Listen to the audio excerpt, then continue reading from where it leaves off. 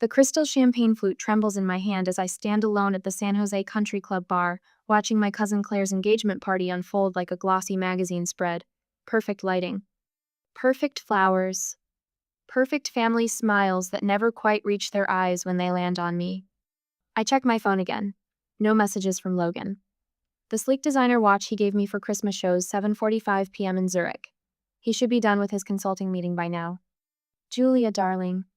My mother's voice carries that particular lilt she reserves for public performances. She's steering an older couple toward me, her pearl necklace catching the light. This is the Andersons, their new members. A practiced smile. This is Julia. She's between relationships right now. I bite back the correction. 2 years engaged to Logan, and she still pretends he doesn't exist. The Andersons murmur polite greetings and mercifully move on, champagne glasses in hand. My phone buzzes. Finally. But it's just my team in Dubai confirming tomorrow's client presentation. I need somewhere quiet to call Logan, to hear his voice ground me in reality, before I float away on a sea of family fiction.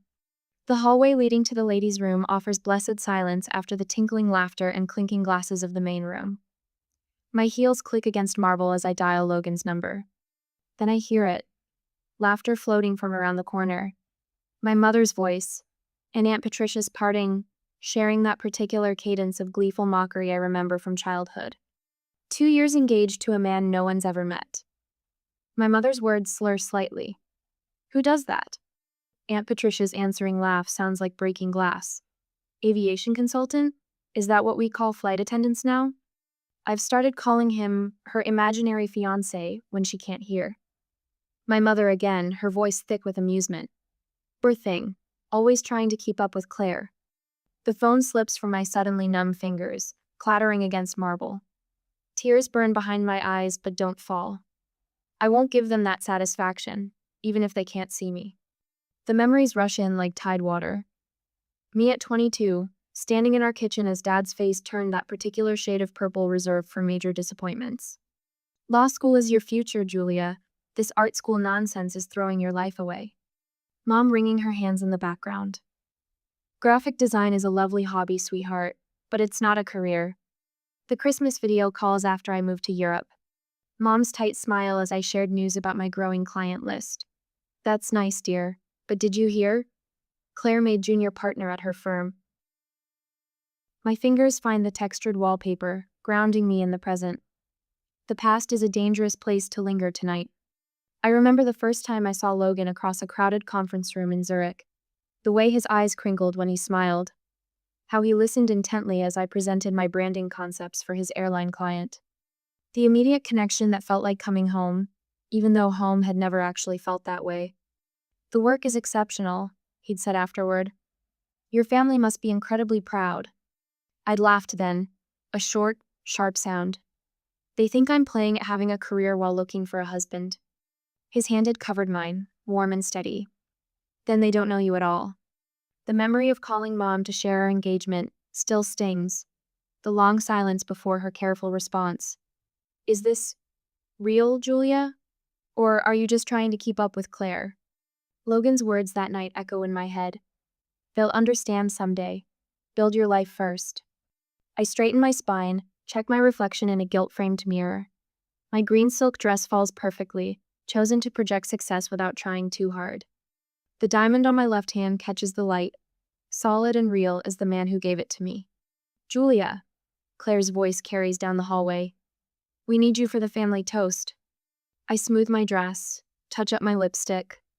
Perfect the mask I've worn at every family gathering since I was old enough to understand that being myself wasn't enough. My phone buzzes again.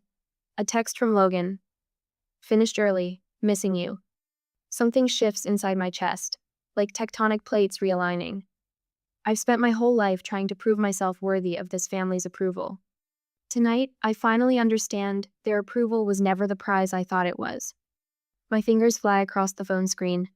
Now, please come now. Claire appears at the end of the hallway, radiant in white. There you are. Mom wants you to say a few words. I slip my phone into my clutch, straighten my shoulders. Of course she does. The walk back to the main room feels different now. Each step carries the weight of a decision years in the making. They want a toast? I'll give them one they'll never forget. My mother beams as I approach the microphone, probably expecting another perfectly polite performance. She has no idea what's coming. None of them do. The crystal stemware weighs heavy in my hand as I step toward the microphone. My mother beams from her carefully chosen spot near the front, no doubt expecting another of my perfectly polite performances. The same smile she wore through 2 decades of piano recitals and debate tournaments, watching me hit all the right notes while missing the music entirely. When two people find each other, I begin, letting my gaze drift across the sea of expectant faces. They deserve a foundation of belief and support. The words float across the reception hall, carried by the venue's precise acoustics. Claire and Michael have that foundation in spades. Every step of their journey celebrated, documented, believed. A champagne flute clinks against a butter knife somewhere in the back. Someone coughs. My mother's smile slips, just a fraction as my eyes find hers. Some people never receive that support. The words land soft but sharp, like snow before a storm. Some build their lives while those closest to them whisper doubts behind closed doors and country club bathrooms. My mother's fingers tighten around her glass. Aunt Patricia shifts in her chair, that particular rustle of silk that always accompanied her judgments. So here's to those blessed with family who believe in them without proof, without question. I raise my glass, ice cracking in the silence, and to those who succeed anyway. The applause comes scattered and uncertain, like the first drops of rain. Maria appears at my elbow as I step away from the microphone, her hand warm against my arm. I wanted to tell you, she whispers, her phone screen glowing between us. They've been saying this for years. The family group chat scrolls beneath her thumb. Words jump out like neon signs in the dark. Maybe she needs therapy. No real career. Inventing relationships to compete with Claire. My father's voice drifts from a nearby table. Julia's going through a phase. The same dismissal he used when I left law school, when I moved to Europe, when I built my first international client portfolio. A phase lasting 15 years. Your brother told the Hendersons your international career was mostly freelance work. Maria adds, her voice barely audible above the string quartet. Like you're sitting in a coffee shop designing logos instead of running global campaigns. The weight of years of dismissal settles across my shoulders like a familiar shawl. My mother holds court near the gift table, Aunt Patricia at her right hand like always. The perfect power couple. One to plant the seeds of doubt, one to water them with whispers until they bloom into full-grown lies. Did you see the wedding magazines? Maria's words carry an edge of anger I've never heard from her before. Your mother showed them to Claire last month. At least one daughter will have a proper wedding. Like you're some cautionary tale instead of a success story. A server passes with fresh champagne. Maria snags 2 glasses, pressing one into my hand. You know who's been surprisingly decent about all this? Claire. She shut down Mom the other day when she started in on your imaginary life in Dubai. My phone buzzes against my hip. Logan's message lights up the screen. 3 minutes out. Ready? The room shifts around me, familiar faces arranging themselves into new patterns. Rebecca slips through the doorway, fashionably late as always. One look at my face and eyebrows draw together. She knows me well enough to read the storm brewing behind my careful smile. She'll leave early like always, my mother's voice carries from behind a massive flower arrangement. Can't sustain these stories forever. The master of ceremonies taps his microphone. Ladies and gentlemen, we'll be concluding our toast before dinner service begins. My Dubai team's presentation deck flashes through my mind, the one my family dismissed as playing at business last Christmas. The one that just landed us a contract worth more than my father's annual partner draw. The marble floor clicks beneath my heels as I cross to where my mother stands, still holding court over her circle of friends. For once, I don't curve my spine to make myself smaller in her presence. I've never lied to you about my life, I say, my voice steady as a heartbeat. Not once, remember that.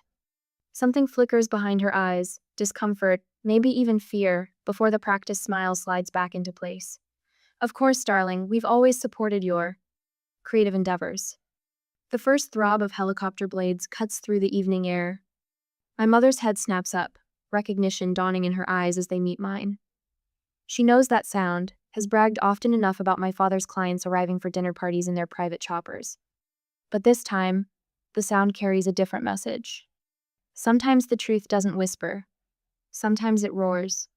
Have you ever been subjected to years of doubt by those who should believe in you most? What evidence would it take to change their minds? For Julia's family, it was about to land on their perfectly manicured lawn. The whir of helicopter blades slices through evening conversation. Champagne flutes pause midway to lips. In the garden, strings of fairy lights tremble. Someone must be lost.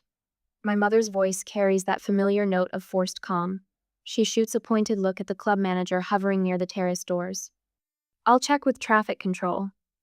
My father pulls out his phone, already shifting into problem-solving mode. The larger venue down the road sometimes gets helicopter arrivals. Aunt Patricia's laugh rings hollow across the room. Claire, darling, did you arrange a surprise for your engagement party? Claire shakes her head, confusion plain on her face. I take a slow sip of champagne, letting the bubbles dance on my tongue. The moment I've orchestrated unfolds exactly as planned, yet my hands tremble slightly as I set down my glass. The club doesn't allow unauthorized landings.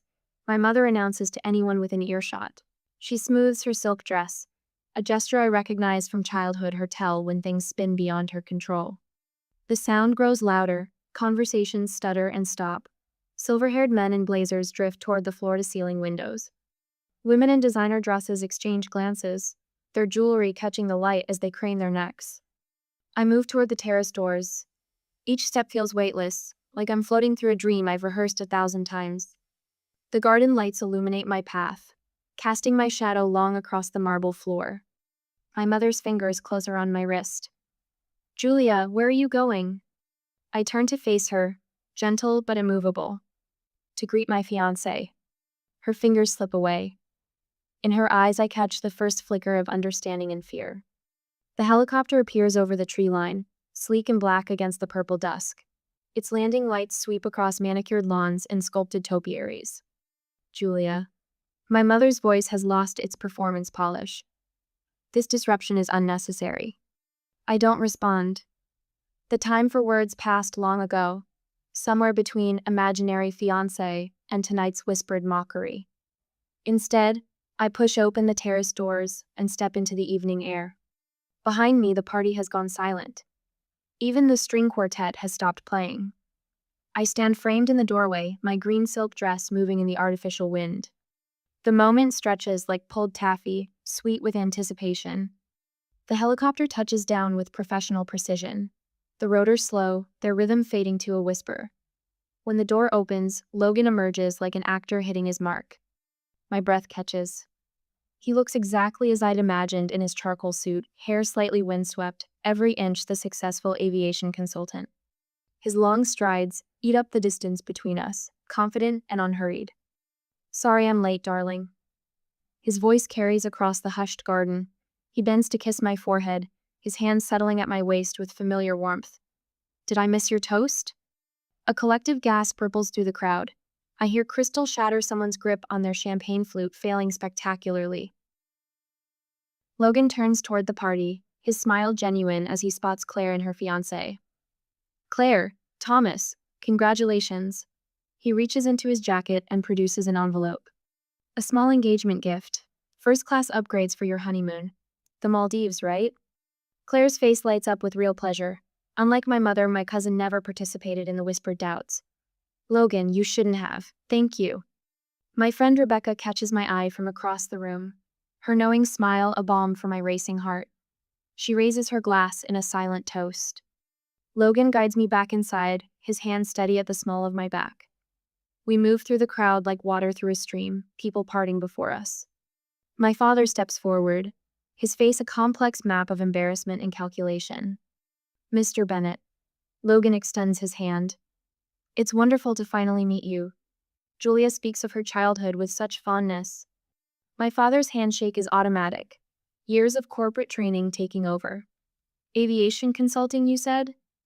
Which markets? Primarily Europe and Asia. Logan's voice carries the precise mix of authority and ease that commands boardrooms. We're expanding our presence in the Middle East. Actually, that's what delayed me to need a conference call with our Dubai team ran long. My mother hovers at the edges of the conversation, her fingers twisting her pearl necklace. Aunt Patricia has retreated to a far corner, suddenly fascinated by her phone. Other relatives drift closer. Their earlier dismissal transformed into hungry curiosity. Julia. My mother's voice cracked slightly. We should have. Should have believed me? The words slip out, soft as silk, sharp as steel. Yes, you should have. Logan's hand squeezes mine, grounding me in the present. Around us, phones appear in manicured hands. I know what they're searching for: Logan's consulting firm, my international clients, the life they dismissed as fantasy. The Almahara Group was particularly impressed with Julia's branding work. Logan mentions casually to my father. The contract value alone. My mother's sharp intake of breath cuts through his words. On her phone screen, I glimpse the headline: Bennett Global Branding secures historic Middle East deal. You never mentioned, she begins. I did. My voice remains steady. Every Christmas call, every birthday, you change the subject to Claire's law firm promotions. The string quartet starts playing again, but the party's rhythm has fundamentally shifted. Years of dismissal crash against the concrete reality of Logan's helicopter. My success, our life. The impact leaves my family scrambling to rewrite history. Julia has a keynote speech at the International Brand Summit next month. Logan continues smoothly. Perhaps you'd like to attend. We could arrange tits. My father's phone appears in his hand so quickly it seems to materialize. Around us, other relatives tap and scroll, their faces illuminated by the blue glow of screens showing my career, my achievements, my truth. The weight of vindication settles around my shoulders, not like a crown, more like armor I no longer need to wear. Logan's arm settles around my waist as we make our way through the reception, a physical anchor in this sea of shifting family allegiances. The helicopter sitting visible through the floor-to-ceiling windows serves as a constant reminder of everything they refuse to believe. Tell them about the Singapore airline campaign, darling. Logan's voice carries just enough for the cluster of relatives pretending not to eavesdrop. My mother's wine glass pauses halfway to her lips. The rebrand launched last month, I say, letting my voice fill with the quiet pride I've spent years suppressing. Full fleet livery redesign, lounge concepts for 13 international hubs, complete digital overhaul. Aunt Patricia's fingers tighten around her champagne stem. She spent the last hour trying to insert herself into conversations, suddenly remembering supportive comments she never made. I always told Diane you had an eye for design, didn't I, sister? My mother nods too quickly, pearls bobbing at her throat. Julia mentioned the Dubai project weeks ago. Very exciting. The lie hangs in the air between us. I haven't spoken to her in months, not since the Christmas call that ended with her suggesting I see a therapist about my need to exaggerate. Logan's thumb traces small circles against my hip, grounding me. The Almahara presentation is next week, actually. First time they've consolidated their luxury brands under one visual identity. My father materializes at my elbow, all forced business interest. Aviation consulting must be fascinating. The regulatory frameworks alone.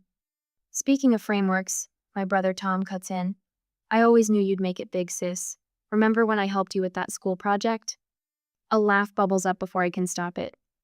You mean when you told me graphic design was for people who couldn't handle real jobs? The silence stretches just long enough to be uncomfortable. Claire's future mother-in-law raises a perfectly sculpted eyebrow. I thought you said Julia was struggling with her career? Maria, bless her, doesn't miss a beat. Funny how memories change when a helicopter lands, isn't it? My mother smooths invisible wrinkles from her silk dress. We always encouraged Julia's independence. Actually, I say softly, you called it running away from responsibility. The words land like pebbles in still water, ripples of discomfort spreading through the gathered family. Rebecca appears at my side, champagne flute extended like a shield.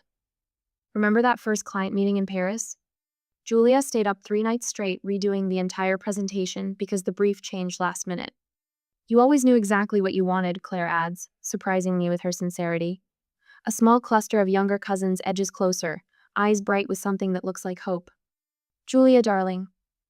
My mother's voice has taken on that particular tone she uses when orchestrating photo opportunities. We should get some pictures for the family album while everyone's here. Wonderful idea, my father chimes in. And you must let us know when you're in Europe next. We'd love to visit. Tom slides a business card from his wallet. We should grab coffee, talk about some international opportunities. The firm's looking to expand. I smile, precise as a scalpel. We'll see what the schedule allows. Logan steers us toward the terrace, reading my need for air. The night wraps around us like cool silk, city lights glittering below. Through the glass, I watch my mother's face crumple slightly when she thinks no one's looking. But Christmas is for family, she says later, cornering me by the dessert table. You always come home for Christmas. The words settle in my chest, familiar weight of obligation warring with the life I've built. I have made my home elsewhere. My father stands frozen by the bar, Manhattan untouched, as the reality of our new dynamic sinks in. I am no longer the daughter desperately seeking approval. I am a woman who arrived by helicopter to say, your approval stopped mattering. Aunt Patricia's voice drifts from behind a flower arrangement, still showing off after all these years. Logan's hand finds mine, fingers intertwining. The diamond on my left hand catches the light, solid and real as the man beside me, as the career I've built, as the truth they spent years denying. The helicopter sits dark and elegant on the lawn outside, a period at the end of a very long sentence. But it isn't the final punctuation mark in this story. Not yet. I squeeze Logan's hand, thinking of the invitation I'll send tomorrow. Dubai in winter is lovely, after all, and some truths need to be seen in the full light of day. They cannot hurt me again. With these thoughts, we greeted everyone and went to the hotel. Tomorrow is a big day. The next day, after the reception, the phone vibrates against the hotel nightstand at 10 a.m. My mother's name flashes across the screen, accompanied by her carefully curated profile photo from last Christmas. Julia, sweetheart. Her voice carries that particular wobble that appears whenever she wants something. I've been thinking about what happened at the reception. We should reconnect as a family. I let the silence stretch, watching Logan's reflection in the floor-to-ceiling windows as he moves around our suite, preparing for another consulting call. Mom, I have meetings all morning. Of course you do. The wobble transforms into something sharper. Your father wants to discuss some investment opportunities for your business. She pauses. The family business could use an international presence. My phone buzzes with incoming texts. Dad, suggesting coffee to talk about your future. My brother Mike, suddenly interested in expanding our horizons globally. Even Aunt Patricia has posted on Facebook, featuring a photo from Claire's engagement party with the caption, "So proud of my successful niece Julia. Family first, global business." Logan catches my eye in the reflection, raising an eyebrow. I shake my head, lips curving into a smile that holds more satisfaction than amusement. The country club membership committee meets next month, Mom continues, voice brightening. Your father could nominate you now that you're established. The word hangs between us like a poisoned apple. Established. As if my success only became real when it arrived in a helicopter. The lake house is lovely in autumn, she adds. We could update the family Christmas card. You and Logan would look wonderful on the dock. I trace my finger along the window, watching the morning sun strike the glass towers of Dubai's financial district. That's generous, Mom. Well, family is family. Her voice softens. We can put all this unpleasantness behind us. All this unpleasantness, I repeat, letting each word fall like a stone. You mean the years you spent telling everyone I was lying about my life? Julia, really? We were just concerned. Logan sets a cup of Earl Grey on the desk beside me, his hand resting briefly on my shoulder. The warmth of his palm grounds me as the realization crystallizes. They're not sorry they didn't believe me, I say after ending the call. They're sorry they can't use me. Logan leans against the desk, arms crossed. What do you want to do about it? I open my laptop, fingers hovering over the keyboard. The words flow with unexpected ease. I'd like to invite you to Dubai next month. Let me show you what I've built. 3 weeks later, I watch my parents scan the arrivals terminal, their expectations visible in their designer luggage and travel outfits. Mom's face falls slightly when she spots our waiting car. Not a luxury sedan, but a modest electric vehicle. The hotel is lovely, she manages later, as Logan guides them through the understated lobby of the Four Seasons. No gilded excess, no ostentation, just quiet, impeccable taste. We thought you'd be comfortable here, I say, watching them search for the flash and glitter they'd imagined. Dubai isn't all about spectacle. The next morning, I lead them through the glass doors of Bennett Global Branding. 30 pairs of eyes look up from sleek desks, their owners rising in greeting.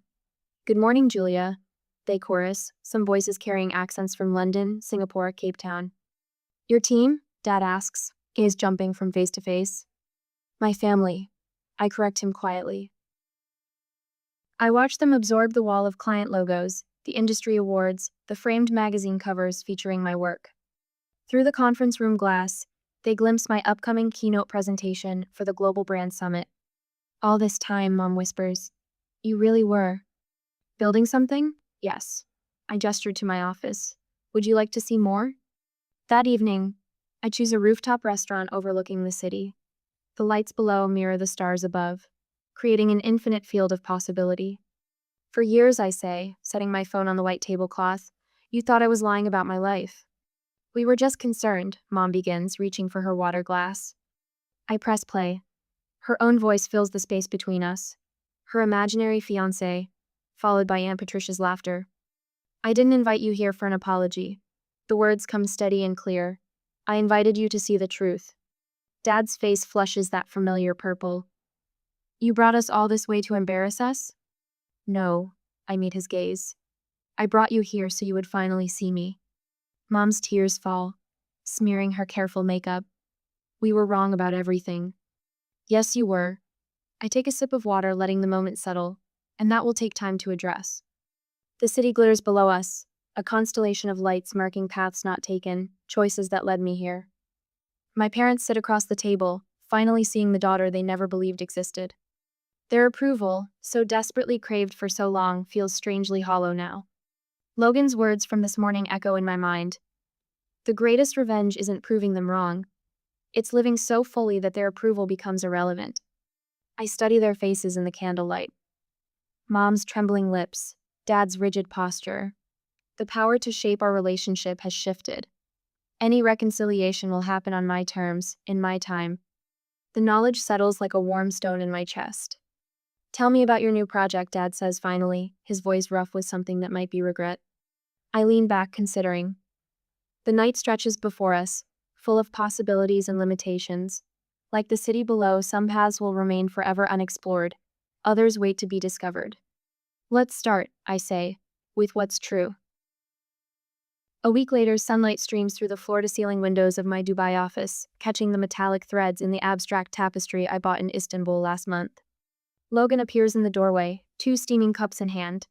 The familiar scent of Earl Grey fills the air as he sets one on my desk. Your 9 o'clock is ready in the conference room, he says, leaning down to kiss my temple. The design mentee from Paris? I nod, taking a sip of perfectly brewed tea. Reminds me of myself at 23.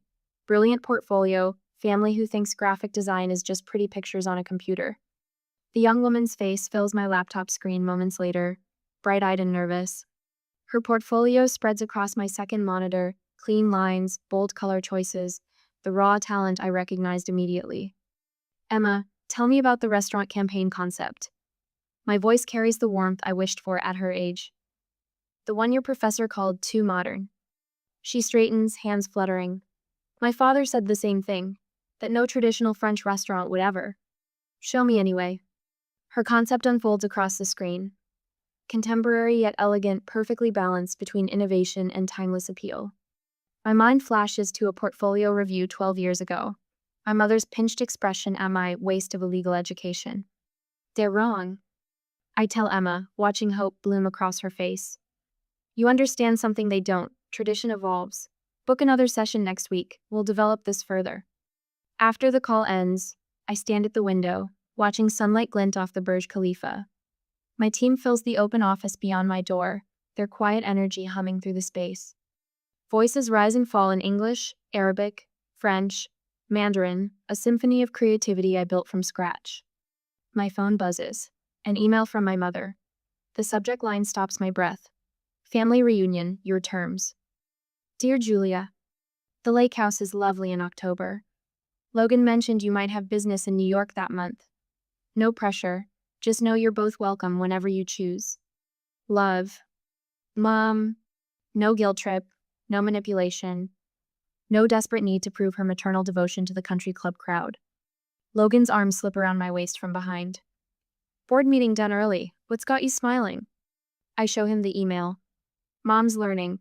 Finally. Going? Maybe. I lean back against him. On our terms. 6 weeks later, autumn sunlight dapples the lake house deck. Logan's hand rests warm against my lower back as we climb the familiar steps. No knot in my stomach. No mask of perfect daughter sliding into place. The door opens before we reach it. Mom's eyes meet mine, clear and uncertain. Julia, Logan, thank you for coming.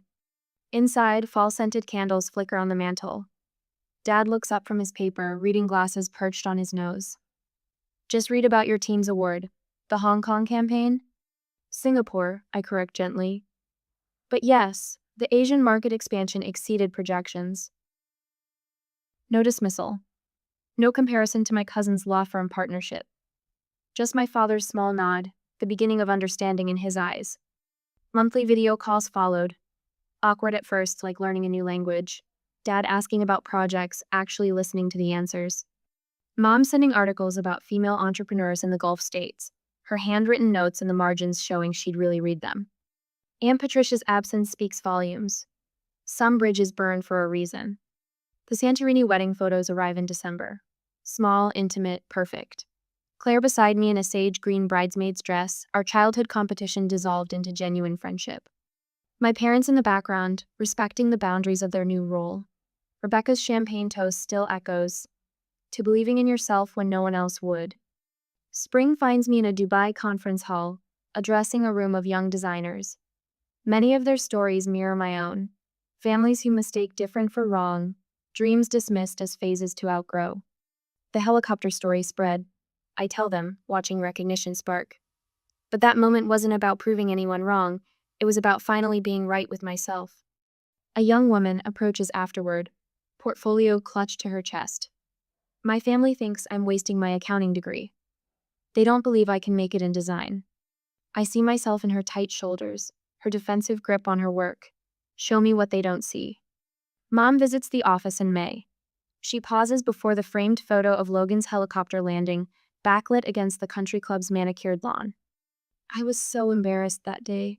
Her voice catches. Now I understand it was necessary. It wasn't about embarrassing you. I meet her eyes in the glass reflection. It was about finally being seen. I see you now. She touches the frame gently. I'm sorry it took so long. I needed you to see me then. The truth settles, peaceful as sunset over the Arabian Gulf. I don't need it anymore. Later that night, Logan and I stand on our balcony, the city lights jeweling the darkness below. Plans for the New York office expansion spread across the patio table between us. We could take the apartment in Manhattan, I muse. Be closer to family if we want. If we want. Logan's smile holds a decade of understanding. Your choice, your terms. I watch a plane's lights trace across the star-studded sky, remembering a young woman who once thought proving her worth would fix everything. The greatest revenge isn't proving them wrong. My fingers lace through Logan's. It's living so fully that their approval becomes irrelevant. The night breeze carries the scent of jasmine from the garden below. Somewhere in Paris, Emma works on her restaurant campaign. In Dubai, my team prepares tomorrow's client presentation. In a lake house in America, my mother learns to see her daughter clearly. All of us evolving, one truth at a time,